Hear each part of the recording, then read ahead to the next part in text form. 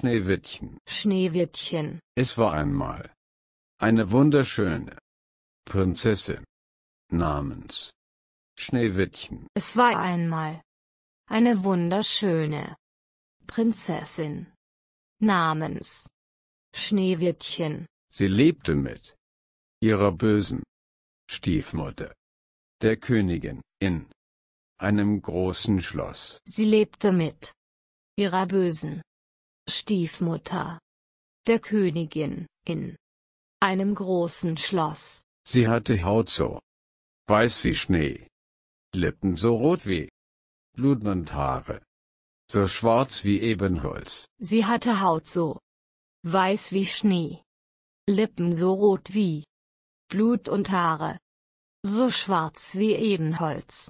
Ihre Stiefmutter, die Königin, war sehr eitel und fragte jeden Tag ihren Zauberspiegel.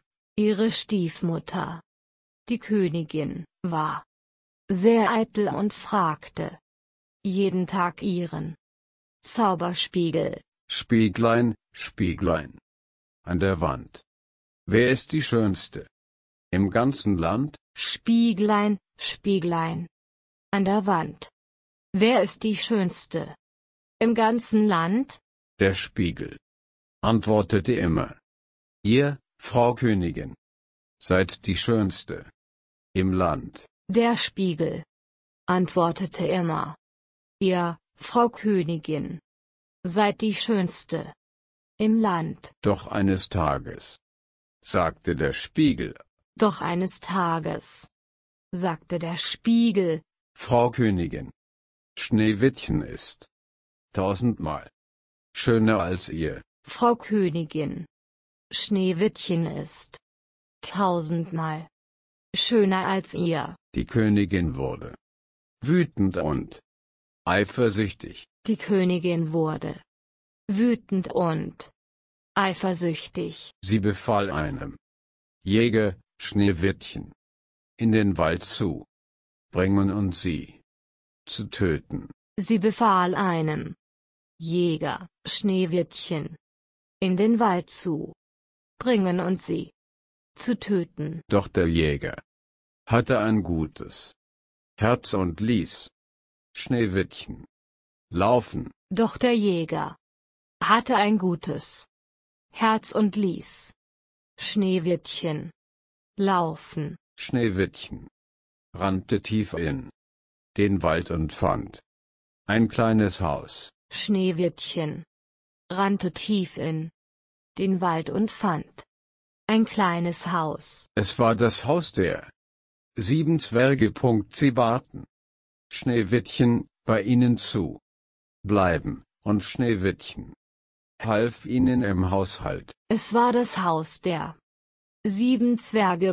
Sie baten Schneewittchen, bei ihnen zu bleiben, und Schneewittchen half ihnen im Haushalt. Eines Tages verkleidete sich die böse Königin als alte Frau und brachte Schneewittchen einen giftigen Apfel. Eines Tages verkleidete sich die böse Königin als alte Frau und brachte Schneewittchen einen giftigen Apfel. Schneewittchen biss in den Apfel und fiel zu Boden wie tot. Schneewittchen biss in den Apfel und fiel zu Boden wie tot. Die Zwerge waren traurig und legten Schneewittchen in einen gläsernen Sarg. Die Zwerge waren traurig und legten Schneewittchen in einen gläsernen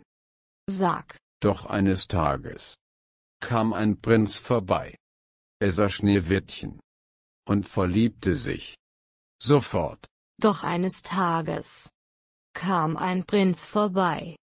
Er sah Schneewittchen und verliebte sich sofort. Als er sie küsste, spuckte Schneewittchen das giftige Apfelstück aus und erwachte. Als er sie küsste, spuckte Schneewittchen das giftige Apfelstück aus und erwachte. Der Prinz und Schneewittchen heirateten und lebten glücklich bis ans Ende ihrer Tage. Der Prinz und Schneewittchen heirateten und lebten glücklich bis ans Ende ihrer Tage. Die böse Königin aber wurde bestraft und musste für ihre Taten büßen. Die böse Königin aber wurde bestraft und musste für ihre Taten büßen.